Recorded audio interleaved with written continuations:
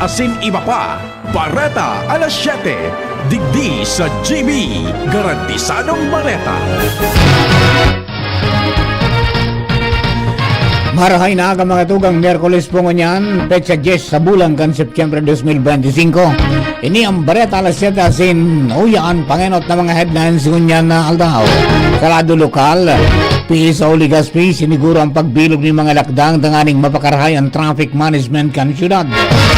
Vehicle clamping nakatalaan na ibalikan PSO Legazpi sa tahaw ka nagdadarakol na reklamo nin illegal parking. DPWH 2nd District Engineering Office pipaydali na ang disenyo kan konkretong atop kan entablado sa Piñaranda Park. FIVOC sa Giraray nagpatanid sa publiko na mag-ingat kasunod ka na irehistrong pag-itaas kan seismic activity kan Bulkan Mayon. Karete nato sa lado nasyonal, dating DPWH engineer nagsayumang magpirma nin bank asin phone waiver. Miyembro kan minority sa Senado bilog na kaya tano masirbing minority leader. Presidente Bongbong Marcos dahil na nasorpresa sa kambyada kan liderato sa Senado. PBBM handang ipairarom sa Witness Protection Program ang mag-agom na diskaya. Sa ibang nasyon, Nepali Prime Minister Oli KP Sharma Oli nag-resign sa pwesto matapos na maiwasan na protesta. Baretang Sports samahang basketball ng Pilipinas pigahalat pa ang maging desisyon kan Kongreso para sa naturalization ni Boatwright. Yan ang headlines kunyan sa tuya pong detalles ka mga bareta. Kami po ang sidong mga magiging tagapagbareta. Ako po si Jasmine Balolo. Ako man po si Mardila Daingiba sa bareta niya to sa lado lokal. Ang baretang ini hatod sa Indukan. Optin Lutein Capsule. Alagaan ang paningin sa tulong ng Optin. Kitang-kita ang kalusugan ng mata. Siniguro kang Public Safety Office o PSO Legazpi ang pagbilog ng mga lakdang tanganing mapakarahay ang traffic management sa siyudad kan Legazpi. Sa entrevista kang DCGB News kay PSO Legazpi Chief Octavio Rivero, sayang sinabi na kasabay sa indang plano na ipigpreparar iyo ang pagpapundo kan traffic light sa parte kan Barangay Kapantawan matapos na nangyayaring pagmalfunction kaini nasaro sa nakakapag-contribute sa rason kan traffic congestion. Apere kaini pigtututukan man kan piso ang mga pigreklamo may kinaraman sa illegal parking alagad pigahalat pangunyan ang mga ekipahe sa vehicle clamping operations. Sinabi ni Rivero na matao man sindanin atensyon sa parte kan Rizal Street, partikular sa COL kung saan may mga pampasadang jeep na nagbababa ng pasahero sa bako man designadong lugar.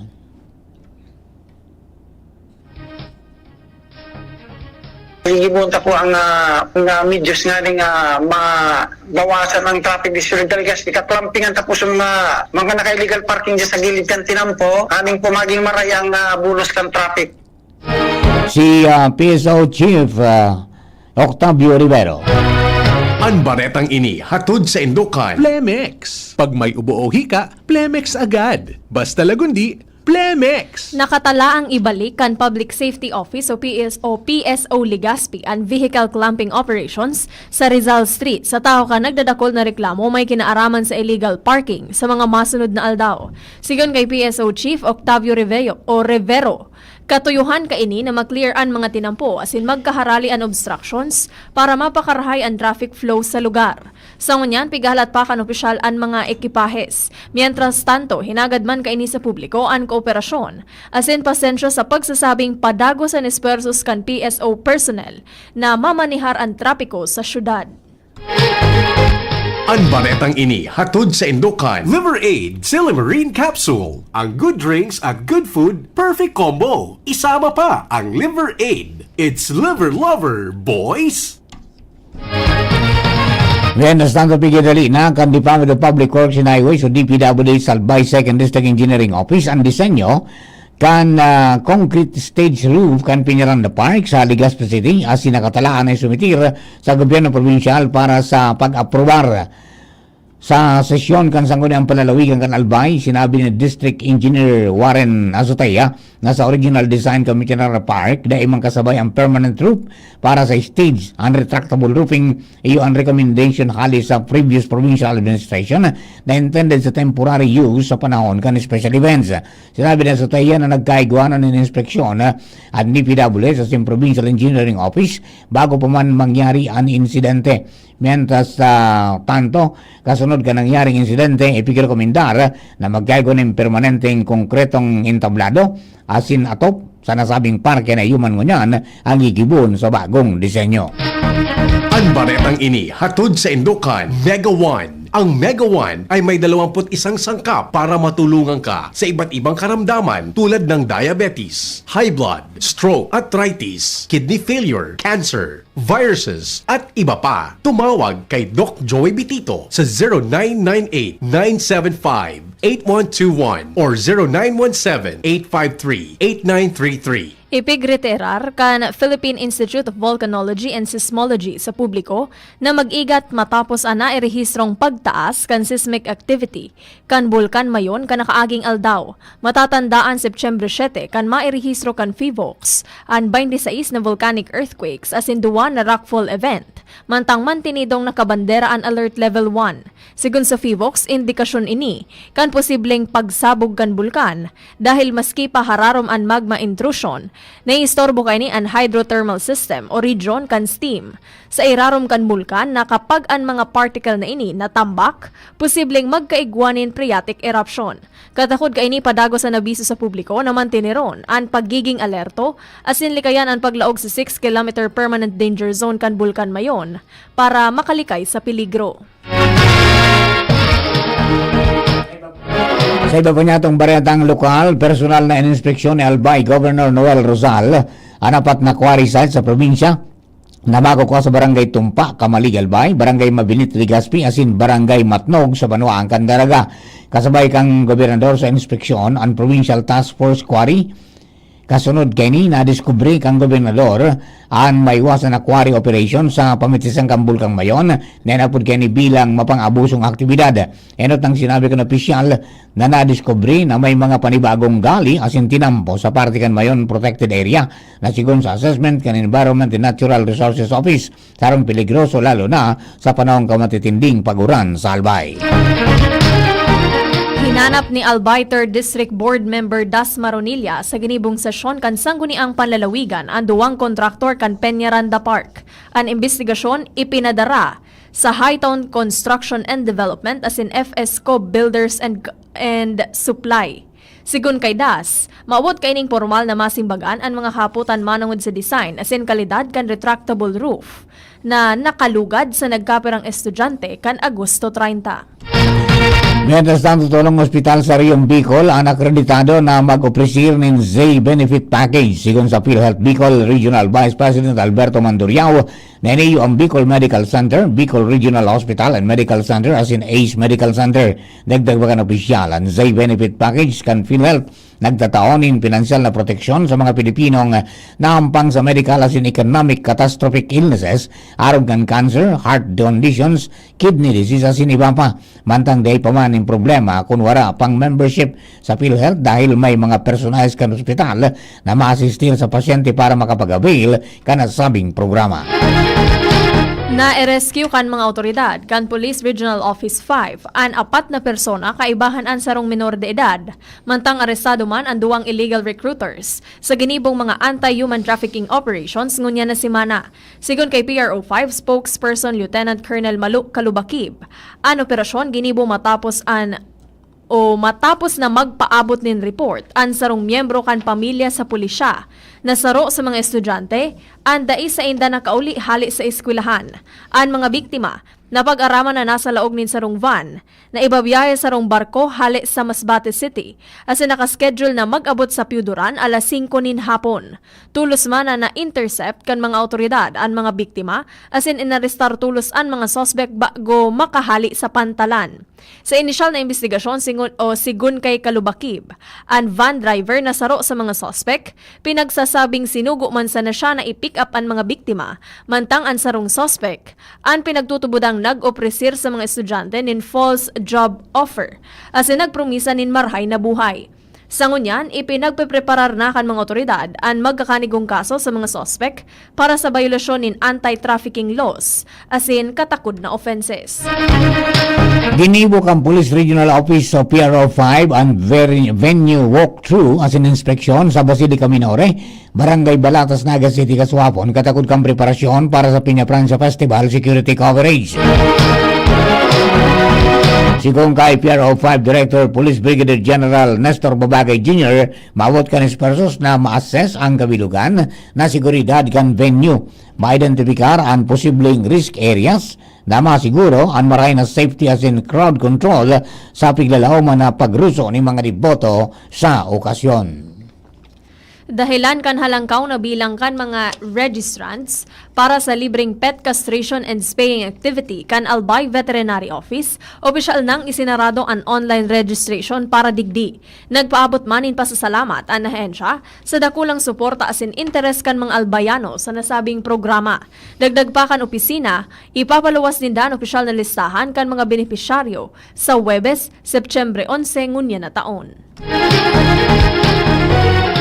Abilablen sa Department of Agriculture o DA Bicol sa pagikan Rice Seed Production Unit ang certified palay seed sa abot kayang presyo sigon kay DA Bicol Central Experiment Extension. Correspondent Mika Jane Bukiron, abilable sa ahensya ang 20 kaso o kaya 20 kilogram ni NSIC RC 222, NSIC RC 216, asin GSR 11. Mendas na apwera kay ni mababakal man ang certified palay seeds sa 44 pesos kada kilo. Mendas na nakuaman ang mga paraoma ng Camarines Sur na rehistrado sa Registry System for Basic Sectors in Agriculture sa indang libreng bani sa DA Bicol Apera sa indang lokal na gobyerno.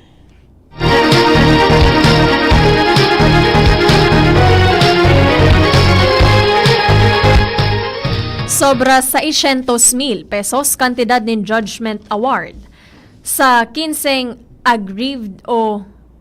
aggrieved na obrero sa Camarines Sur kan Department of Labor and Employment o Dole Bicol. Sigon kay Dole Bicol Regional Director Imelda Gatinao, ang monetary award ikinolekta hali sa holiday as in premium pay, para sa special holiday 13-month pay as in service incentive leave. Dagdag pa kan opisyal, hali ang kaso sa ginibong inspeksyon kan ahensya, katakod kan reklamo kan sa diring empleyado, kung sa inapag-arama na may mga underpayment nin mga sweldo as in may mga non-compliance sa ibang wage-related benefits ang kumpanyang pinagtatrabahuhan kan mga obrero. Bagato ang primerong partiyang kang Bareta alas 7, mga Bareta sa lado lokal. Ang Bareta niya sa lado nasyonal, ibang nasyon, sports asin kamugtagang kang panahon, makalis lang mambukan eh. At ngayon, ang pinakabago, ang pinaka-epektibong food supplement na mabusising ginawa sa Amerika at matapos ang 3 taon, aprobado na ng FDA. Mega One, ang evolusyonaryong produkto na nagtataglay ng 21 natural na mga komposisyon na nakatutulong upang palakasin ang immune system at ang ating kalusugan. Para sa karagdagang impormasyon, maaaring pumunta kay Doc Joey Bitito sa Barangay 18, Cabangan West, Legazpi City, kaharap lang ng Bangko Sentral ng Pilipinas. O tumawag sa 0998-975-8121 or 0917-853-8933 para sa free consultation sa natural medicine. bisitahin din ang aming Facebook pages, Mega One-Superfood at MHC Bayanihan Official. Mega One, evolusyon para sa kalusugan. Pre, makinig ka muna. Payong kaibigan lang ha. Work hard, play hard. Yan ang motto ko dati. Pero nakakapagod din pala katagalan. Sa gitna ng lahat ng mga puyat, inom at pagkain ng masasarap, kasama na ang oily at fatty foods, kailangan pa ring bantayan ang kalusugan. Tamang kontrol ang kailangan. Katuwang ko, ang Liverade. May Silimarin na maaring makatulong, protektahan ang atay. Cheers to more good times. Be a liver lover. Mahalagang paalala, ang Liverade ay hindi gamot at hindi dapat gamitin paggamot sa anumang uri ng sakit. Ang good drinks at good food, perfect combo. Isama pa ang Liverade para sa kalusugan ng atay. Mabibili sa mga leading drugstores nationwide. Piolo Pascual po. Sa ubo at hika, may Plemex Forte Syrup and bottles.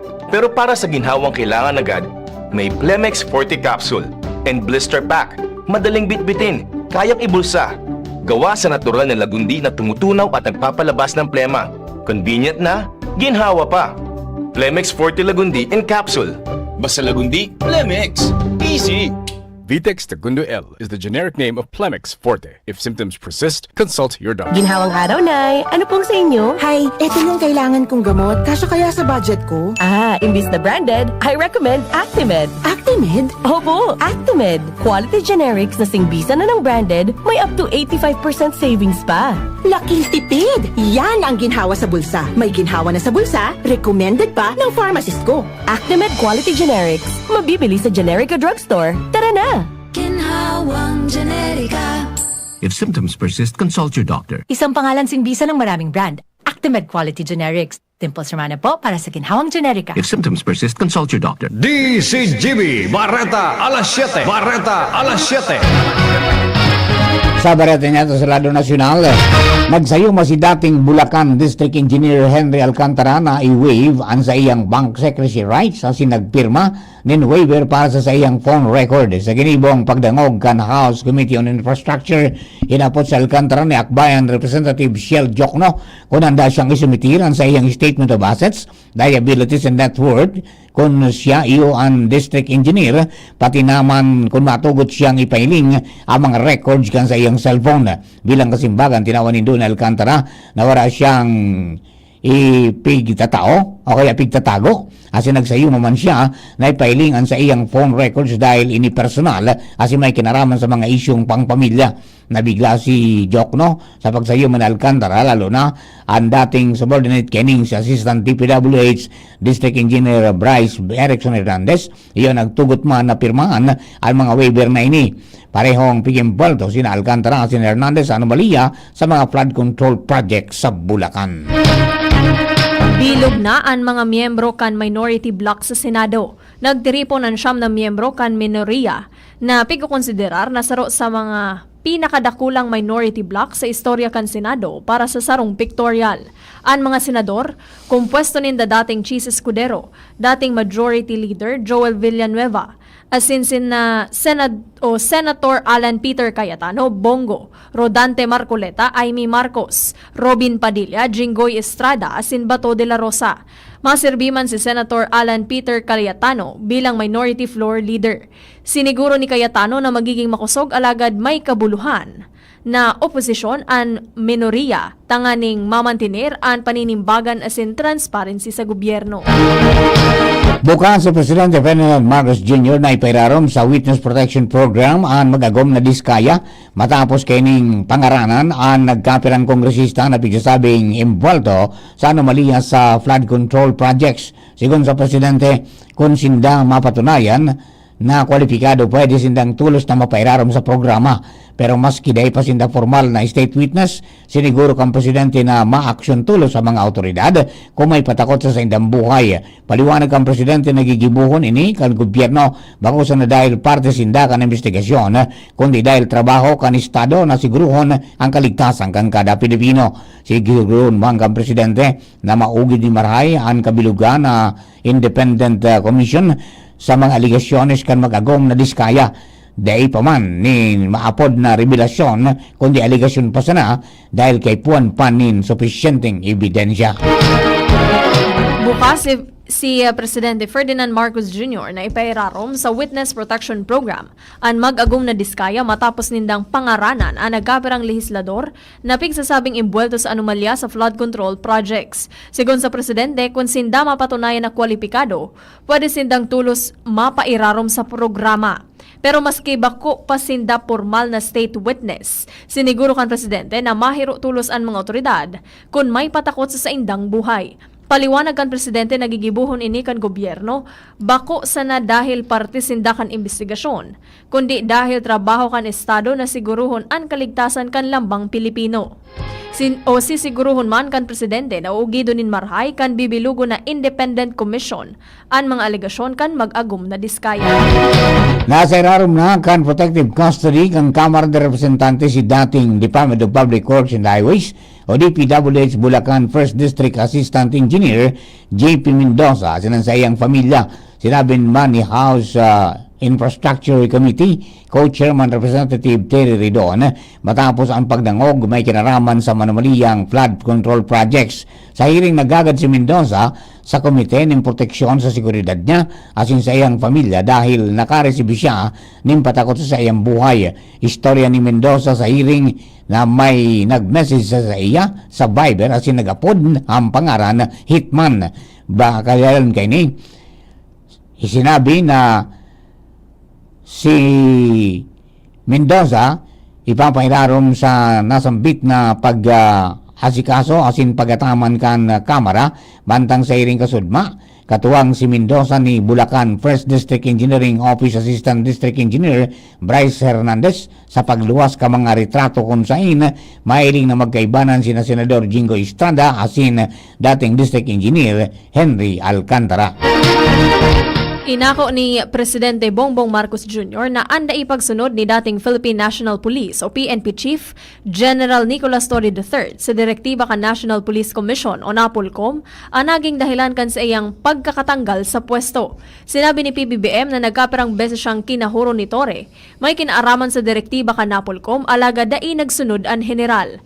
Ang pinag-unambitan na direktiba kan NAPOLCOM iyo ang pagpabalik sa dating posisyon ni Lieutenant General Jose Meliencio Nartates Jr. bilang Deputy Chief for Administration asin Lieutenant General Bernard Banak bilang Area Police Command Western Mindanao Commander. Nagswap nin pwesto ang duwa sa kusog kan direktiba ni Torre kan Agosto 6. Alagad sigun sa NAPOLCOM sindaan may puder na magkondukta nin administrative control asin operational supervision sa PNP base sa Department of the Interior and Local Government Act. Ipinaliwanag ni PBBM ang importansya kan chain of command sa laog kan PNP. Apisar kay ni siniguro ni Marcos na naging marhayan sa indang paghururon ni Torre. Sa bareta niya to sa ibang nasyon, nagdimitir sa sayang pwesto si Nepali Prime Minister KP Sharma Oli dahil sa maiwasan na hiro protesta. Ang nasabing pag-resign kay ni kasunod kan day mababa sa 20 katawo na ang nagagadaan dahil sa hiro protesta. Guminamit ang mga kapulisan in live ammunition, water cannon sa tear gas laban sa mga protesters.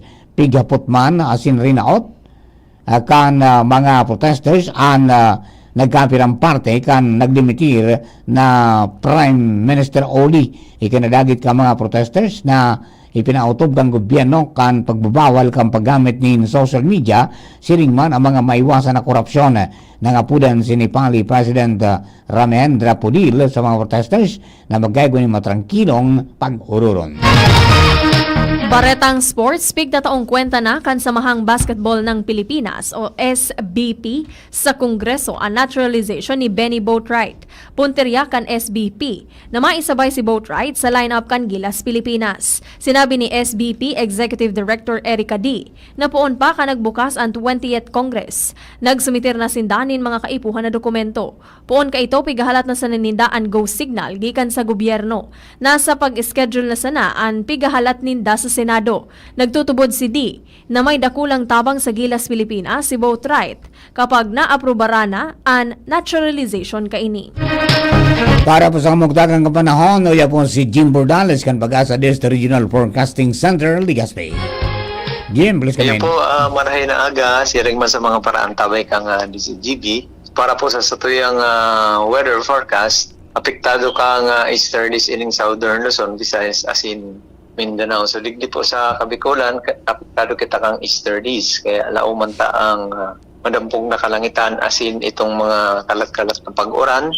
Darangan kang nasabing weather system ining easterlies. So sa maghapon, lauman niya ko iyang mga pag-uran-uran po sa tuyang kapalibutan. So wala man kitang namomonitor pa na panibagong LPA o bagyo sa laog ka na sa tuyang area of responsibility. So sa ngunyan sa tuyang kadagatan na sakop kan Kabikulan magiging moderato sagkod sa paminsan-minsan magiging maalon.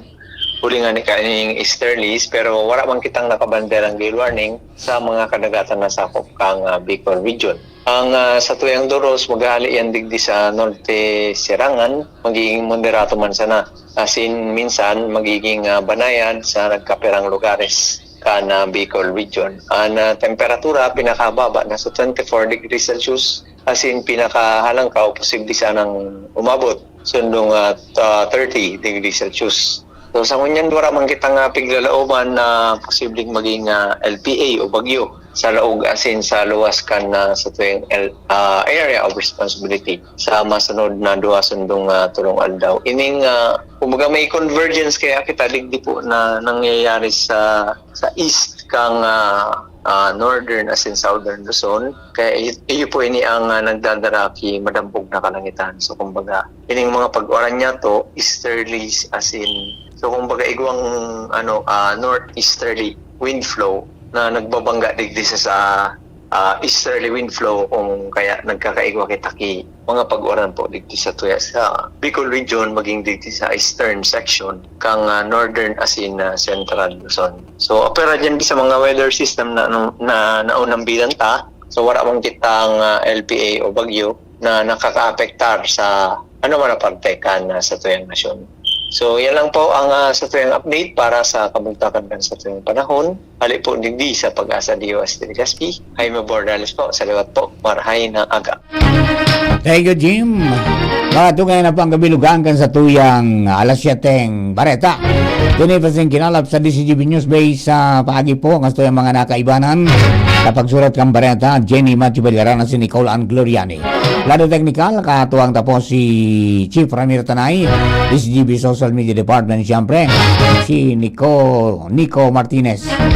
Bantang yaon man, mga tugang, sa luwas ang Mega Pulse Patrolelo kay Jenny Stola, Benji Hile, Benji Dapogi, good morning. Rosemary Murdiasgo, good morning.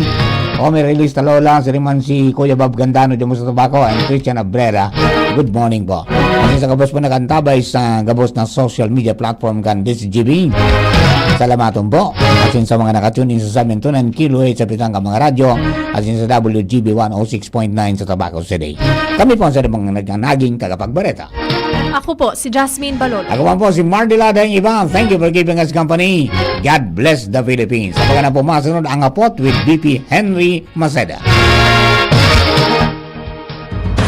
Yan ang DCGB Bareta alas 7. Abangan ngiraray sa aga. An hapon, masunod na pagkalipas lang kaini. Sumali at manalo sa Mega Milyonaryo Instant Raffle Promo. Hanapin ang promo code sa loob ng sachet ng Jim's Coffee Mix at sa takip ng lata ng Mega Sardines at isend sa Facebook page ng Mega Sardines. Mega ang papremyo. Worth 50 million pesos ang ipamimigay. May GCash araw-araw. 5 winners of Toyota Race at 5 winners ng 1 million pesos. Kaya ano pa ang hinihintay nyo mga kamega? Sali na at baka kayo na ang isa sa mga magiging milyonaryo sa Mega Milyonaryo Instant Raffle Promo. Per DOH FDAC FRR Promo Permit Number 1573 Series of 2024. Serbisyong totoo, produktong garantisado, madaling kaulay at sindakol na rekomendasyon. May Uno Plus na kalidad, mag-Uno Plus, mag-Uno Plus. Sa Uno Plus, kalidad na masasarigan mo, serbisyong swak sa imo. Magbisita sana sa Uno Plus